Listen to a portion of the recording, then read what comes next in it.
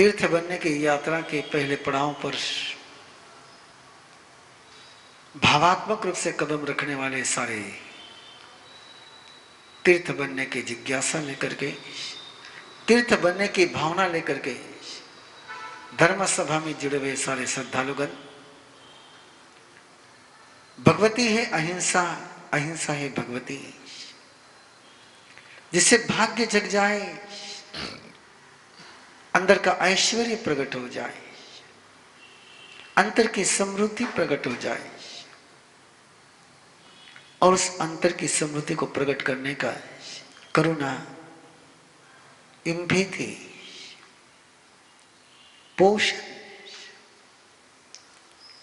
सामर्थ्य, शक्ति, ये जिसमें एहसास हो जाए वो अहिंसा का सकारात्मक रूप है। केवल सुरक्षा ही नहीं तो संपोषण, केवल आक्रमण से ही बचना, केवल हमले करने से ही बचना, इतना अहिंसा का स्वरूप नहीं, तो उसका पोषण करना है, उसको अभय की अनुभूति कराना है। अभय के साथ अहिंसा का अनिवार्य संबंध है। सारे संसार के जीव भयभीत थे, भय से मुक्त है। जो बन जाता है वो मोक्ष पद का अधिकारी हो जाता है। और यदि किसी को मोक्ष पद पर चलाना हो, किसी के अंदर की भगवत्ता जागृत करनी हो, तो उसको भय मुक्त करना बहुत जरूरी है। और भय मुक्त करने का मीनिंग है कि उसको अभय देना बहुत जरूरी है। तो जहां अभय का वरदान मिलेगा, अभय का वरदान दिया जाएगा और अभय का वरदान लिया जाएगा, वो है अहिंसा। किसी से भयभीत होने वाला व्यक्ति किसी को भयभीत करेगा। भय किसी से लेना भी नहीं और भय किसी को देना भी नहीं। भयभीत भी नहीं होना और भयंकर भी नहीं बनना। ये दोनों आयाम है अहिंसा के। प्राय भयभीत होने वाला व्यक्ति दो ऑप्शन चुनता है, या तो भागने का या भगाने का, या तो मरने का या मारने का, या तो आक्रमण झेलने का या आक्रमण करने का। और जो भयमुक्त होता है, जिसमें अभय की अनुभूति होती है, वो न भागता है न भगाता है, वो केवल जागता और जगाता है। वो स्वयं के अंदर की भी आत्मशक्ति को जागृत करता है और सामने के अंदर की शक्ति को भी जागृत करता है।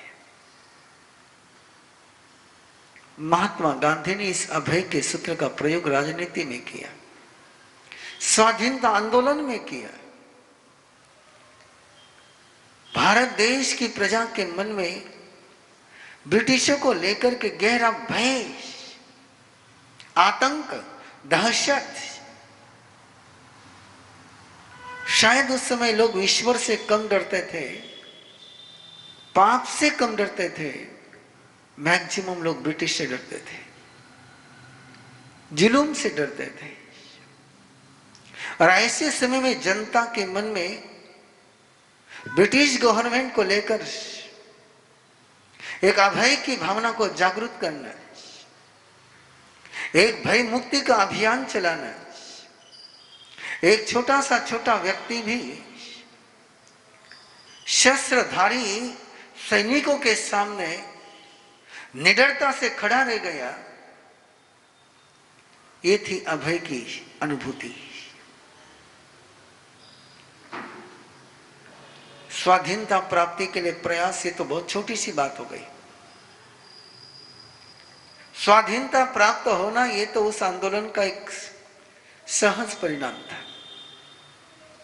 लेकिन सबसे पहली जो स्वाधीनता की यात्रा थी कि अंदर में जो भय बैठा हुआ था,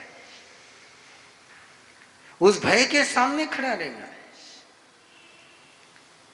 हम जिक्र करते हैं अंतगढ़ सूत्र का कि अर्जुन माली मुदगर लेकर के आया तो भी सुदर्शन खड़ा रह गया। महात्मा गांधी ने ऐसे कितने सुदर्शन खड़े करे।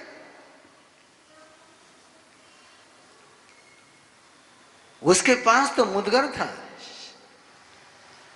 अर्जुन माली के पास तो केवल मुदगर था,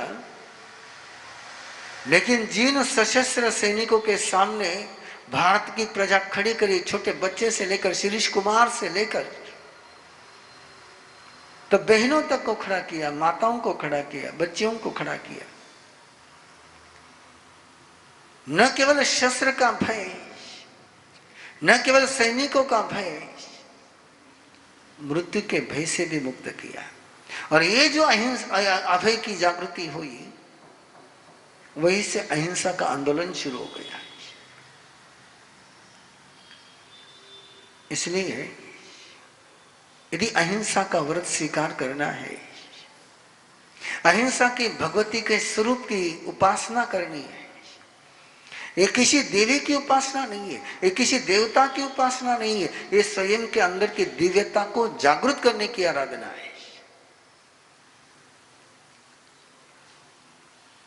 ये आंधे के हाथ में दिया देना नहीं है।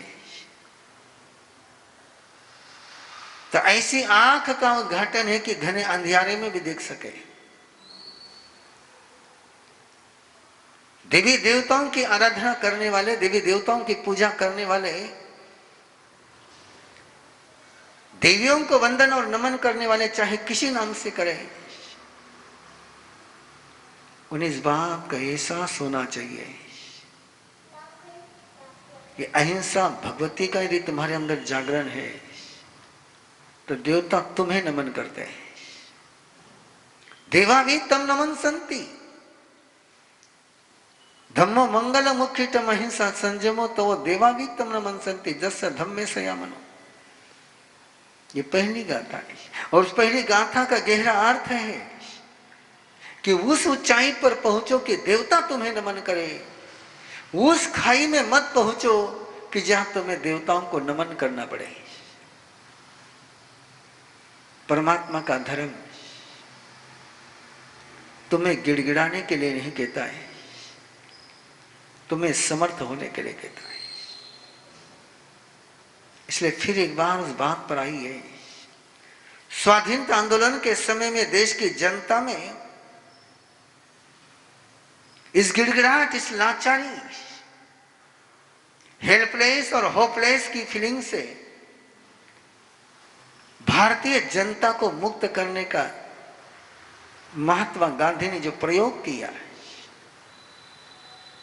और छोटे छोटे बच्चे से लेकर बड़े बड़े तक, गरीब से लेकर श्रीमंत तक, निरक्षर से लेकर तो साक्षर तक, हर व्यक्ति एक अभय के साम्राज्य में जुड़ गया। सोचने जाए तो बहुत बड़ा काम था,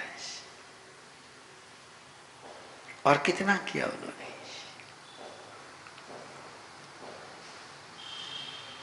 आज हम कहां उस अभय की साधना कर पाते हैं। हमें तो डर लगता है कि कहीं वो दाता नाराज न हो जाए। हम कहां अपने सिद्धांत की सुरक्षा के लिए अभय बनकर के आगे आ पाते हैं। भय लगता है, किस बात का भय लगता है, किस बात का डर लगता है। और संत बनने के बाद भी तुमको डर लगता है, साधु बनने के बाद भी तुम्हें डर लगता है, तो देखना चाहिए कि तुमने अहिंसा की आराधना सच में शुरू करी कि नहीं करी। क्या अहिंसा और अभय का ये दो नाम है, लेकिन चरित्र एक है। बिना अभय के अहिंसा नहीं हो सकती है, और जहां अहिंसा है वहां भय रह नहीं सकता है। वो न भयभीत होता है, न भय किसी को देता है। इस अहिंसा अनुव्रत की आराधना के लिए परिवार के अहिंसा के व्रत के रूप में, एक गृहस्थ के अहिंसा अनुव्रत के रूप में कुछ संकल्पनाएं आपके सामने है। इस अहिंसा अनुव्रत की स्वीकृति करने के पहले, आचरण की तरफ कदम बढ़ाने के पहले, क्योंकि प्राय आप लोग इतना ही सोचते हैं कि जीव को नहीं मारना इतनी अहिंसा है। नहीं, यदि कोई भयभीत होता है, तो विकास कैसे कर पाएगा? इसलिए सबसे पहले अपने परिवार की सारे रिश्तों को देखिए, अपने घर की ओर नजर उठा करके देखिए। आपके परिवार में, आपके घर के आंगन में दहशत है या वसाहत है, आतंक है या अभय है, डर लगता है या चैन की सांस लेते हैं? घर में माहौल किसका है?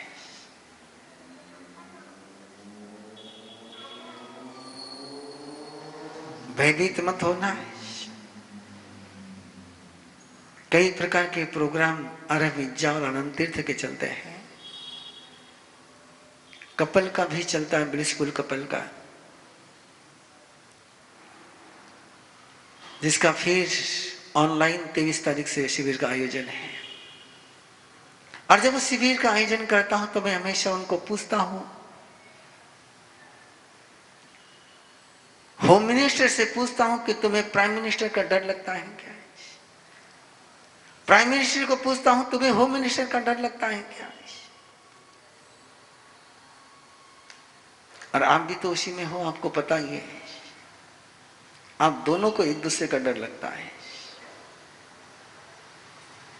डरे हुए हैं एक दूसरे से। आप डरे हुए रहोगे तो खुल करके कैसे रह सकोगे? ओपन माइंड कैसे हो पाओगे? दिल खोल करके बात कैसे कर पाओगे? एक दूसरे की संवेदनाओं को समझकर कैसे ले पाओगे? ये डर। इसलिए ब्लिसफुल कपल में सबसे पहले कोई ट्रेनिंग चलती है। ब्लिसफुल कपल शिविर का जो बेसिक है कि नहीं, हम न अपने साथी को भयभीत करेंगे, न अपने साथी से भयभीत होंगे। और जिसके साथ चलना है जिंदगी भर, उससे भयभीत रहोगे तो ब्लड प्रेशर तो होना ही होना है, डायबिटीज होनी ही होनी है, अंडर टेंशन। अरे दुश्मन तो कभी कभार मिलता है, लेकिन जो साथ में रहते हैं, जिसके संग जीते हैं, उससे डर लग जाए कि कहीं नाराज ना हो जाए, कहीं गुस्सा ना कर दे, कहीं ऐसा ना कर दे, कहीं वैसा ना कर दे। कितने डर रहते मन में, कितनी आशंकाएं रहती मन में। और ये डार्क जोन।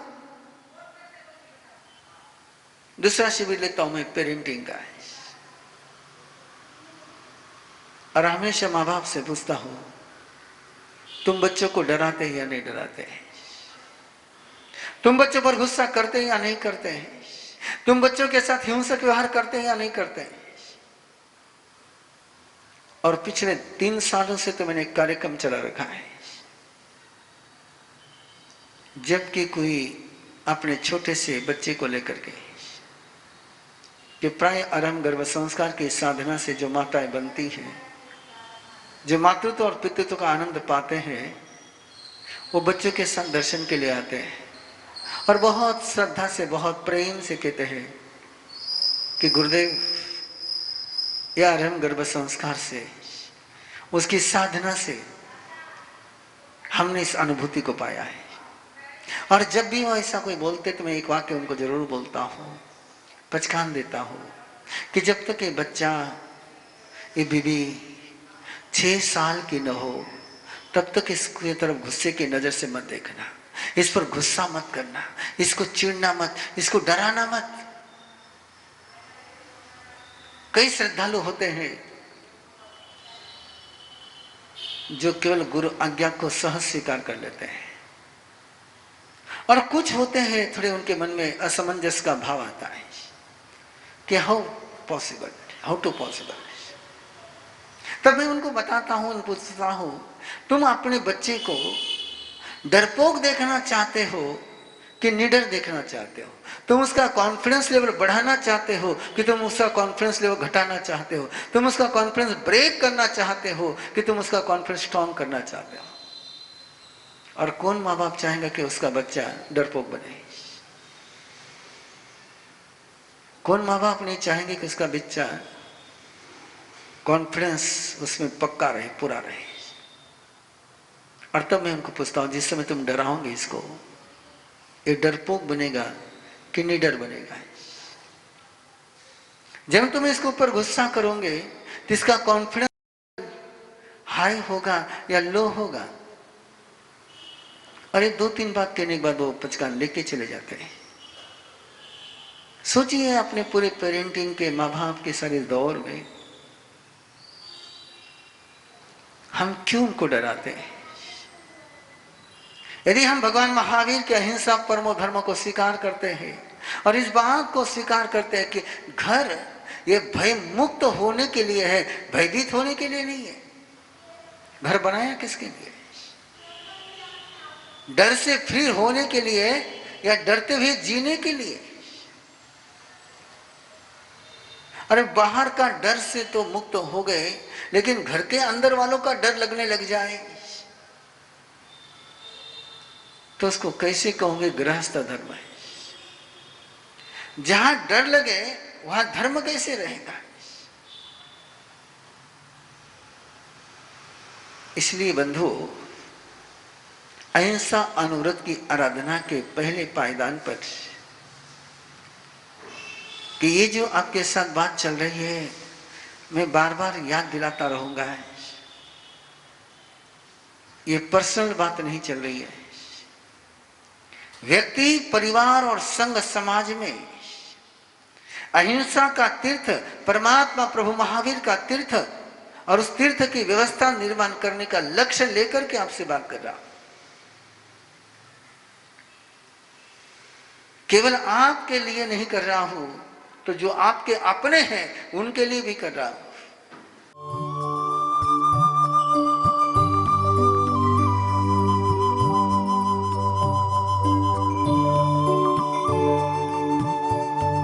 इस कार्यक्रम के पुण्यार्जक हैं श्री दीपचंद जी, श्री सुनील जी, श्री सुजीत जी, श्री सूरज जी पारक, पूना दाल एंड बेसन मिल्स, पुणे।